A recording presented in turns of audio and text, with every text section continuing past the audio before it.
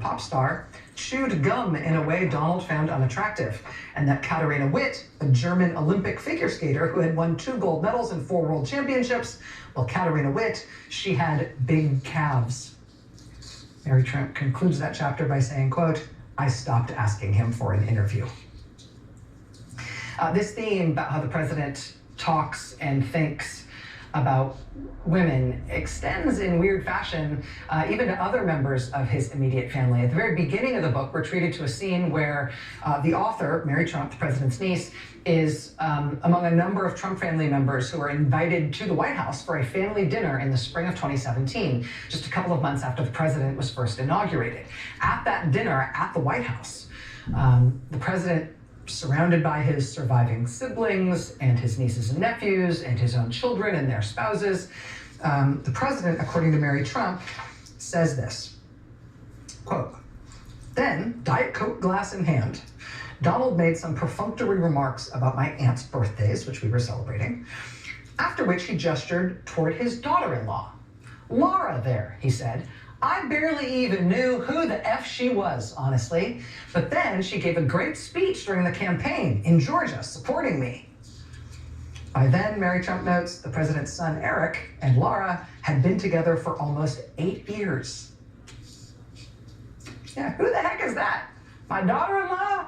I didn't even know who the F she was, honestly." In Mary Trump's telling, he does not say F, he spells out the F word, or he says the F word. "I didn't know who the F she was, honestly." He says this in front of the whole family, in front of his son, to whom this young woman is married, and he says it in front of her. He says he didn't know who the F she was until she gave this speech about him, and then he noticed her. There's also a bizarre scene in which the author, the president's niece, Mary Trump, is introduced for the first time to the president's third wife, to the current first lady, Melania Trump. And the way in which that scene is bizarre is because in Mary Trump's telling, the president lies about his niece. He lies, tells a big weird lie about Mary Trump. Right in front of Mary Trump, right in front of her. He lies about her while introducing her to his new wife. He tells Mrs. Trump, Melania, that his niece, Mary, had a terrible drug problem that she has bounced back from. And Mary says, she said in the moment, "Whoa, no, I've never done drugs in my whole life." But he continues, and he continues to insist that she had a terrible drug problem that she bounced back from. And he continues to insist this in front of her. She says, quote, "He slid me a look and smiled. He was embellishing the story for effect, and he knew that I knew it." It's a fairly close member of the president's family who's just written this book that in part is about, it's like if there's sort of a theme in the book, it's definitely a psychological analysis of the president and his father and how he became the type of person that he is. But the sort of plot point that you keep coming back to in like every anecdote about him, both with the family and in dealing with the public and in business, is just about how easily he lies and that he will do so for any effect. And in this part of her family's history, she's suggesting that he does it basically for pleasure, that it's one of the ways he enjoys himself, is to tell lies even in front of the people about whom those lies are being told, and continuing to do it even though at least one of the people present while he's telling the lie knows he's doing so. And he likes it. It's unnerving, right? It's unnerving, in a pandemic when that's the president. Did you see today that he started hyping hydroxychloroquine again from the White House as a coronavirus miracle cure? Does that give him pleasure? Mary Trump says again, "He slid me a look and smiled, knowing that he was lying and knowing that I knew it." Since the book started sneaking out from under wraps today, if you have heard one thing about it, you may have heard the allegation that Mary Trump makes that the president paid somebody to take his SAT test to get him into college. Here's how that is spelled out in the book. Quote, "Since September 1964, Donald had been living at his parents' house and commuting 30 minutes to Fordham University in the Bronx, his attendance at which he would avoid mentioning in the years to come. Donald was determined to secure a degree commensurate with his new ambitions at his father's company, even if it only secured him bragging rights. Aware of the reputation of the Wharton School of Business at the University of Pennsylvania, Donald set his sights on UPenn. Unfortunately, though, even though his older sister Marianne had been doing his homework for him at Fordham, she couldn't take his tests. And Donald worried that his grade point average, which put him far from the top of his class, would scuttle his efforts to get accepted at Penn. To hedge his bets, he enlisted Joe Shapiro, a smart kid with a reputation for being a good test taker, to take his SATs for him. That was much easier to pull off in the days before photo IDs and computerized records.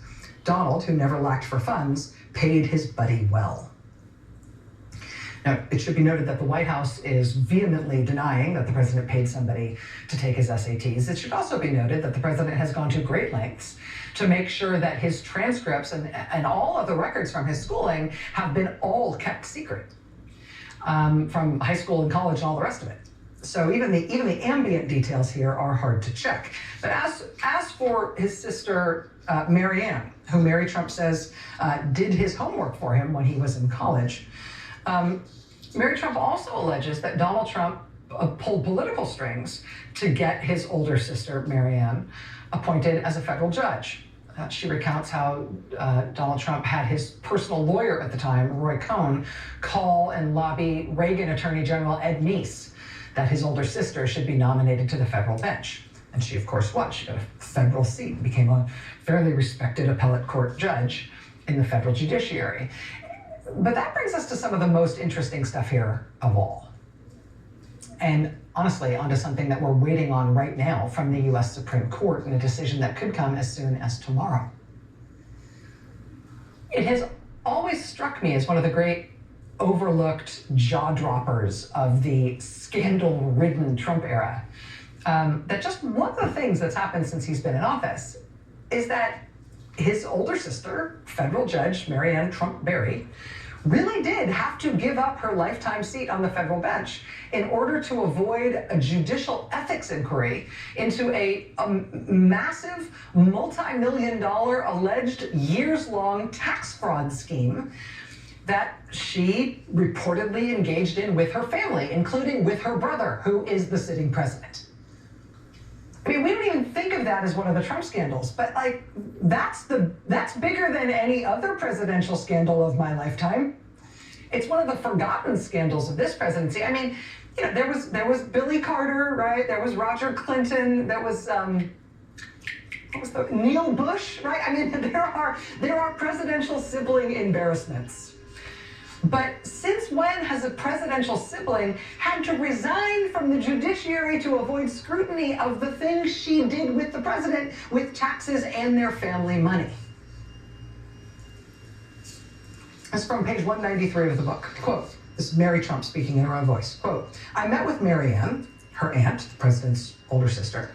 I met with Marianne again shortly after the article ran.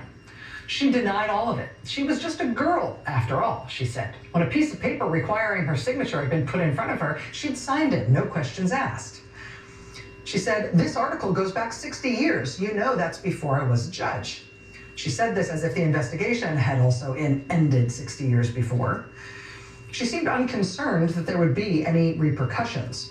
Although a court inquiry had been opened into her alleged conduct, all she had to do to